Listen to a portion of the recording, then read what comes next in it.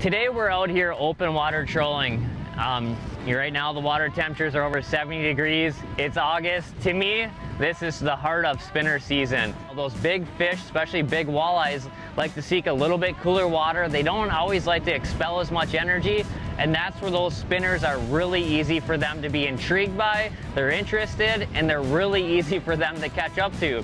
You know, it's like, put it in this situation. If you set a cupcake in front of you long enough, probably there's a good chance you're gonna eat it eventually. And to me, that's the same thing that a spinner does for a big walleye. So right now, it's the perfect time. We can deal with suspended fish really easy trolling. We can also deal with those fish that are very close to the bottom.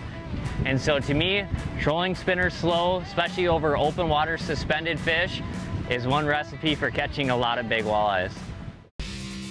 Thanks for watching. Hit the subscribe button and click on the bell to stay up to date with the latest tips and techniques to help you get the next bite.